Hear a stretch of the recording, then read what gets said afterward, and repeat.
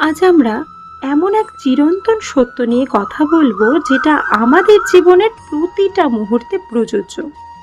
ধৈর্য ধরুন, সবকিছু শুভ হবে। এই কথাটা শুধু কোনো দার্শনিক ভাবনা নয়, এটা আসলে শ্রীকৃষ্ণের জীবন আর শিক্ষার ভেতর দিয়ে স্পষ্টভাবে প্রতিফলিত। কৃষ্ণের জন্ম হয়েছিল মথুরায়, কারাগারের ভেতরে। চারপাশে ভয়, আতঙ্ক আর মৃত্যুর ছায়া। জন্মের প্রথম রাতেই তাকে যমুনা নদী পার করে গোকুলে নিয়ে যাওয়া হয়। এত বিপদ সত্ত্বেও কৃষ্ণ কখনো ভেঙে পড়েননি।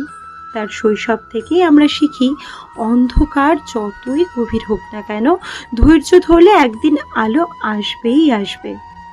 কংসের ভয়ে গোটা মথুরা কাঁপছিল।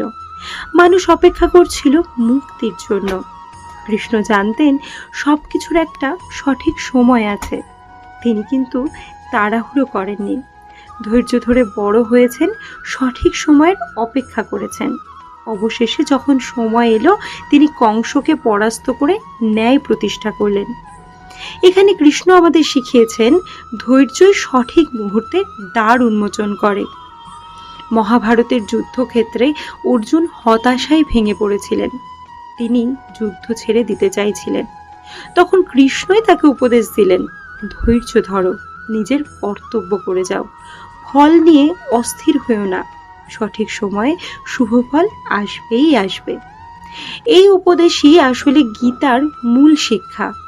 অস্থিরতা নয়, ধৈর্য আর বিশ্বাসী মানুষকে জয়ের দিকে নিয়ে যায়। কৃষ্ণ বারবার বলেছেন, সুখ আর দুঃখ ঋতুর মতো আসে আর যায়।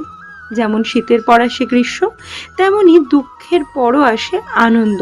তাই জীবনে যদি দুঃখ, কষ্ট কিংবা ব্যর্থতা আসে, তখন ভেঙে না পড়ে ধৈর্য ধরে থাকতে হবে।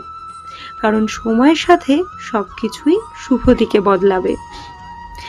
শ্রীকৃষ্ণের প্রতিটা ঘটনার ভেতরে একটা শিক্ষা লুকিয়ে আছে।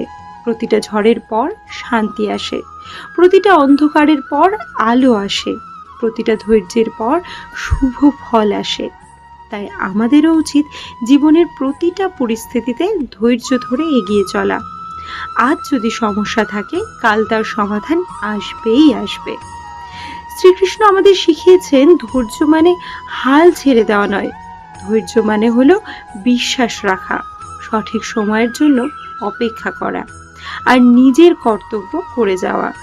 তাই জীবন যত কঠিনই হোক না কেন, মনে রেখো, ধৈর্য ধরুন, সবকিছু শুভ হবে।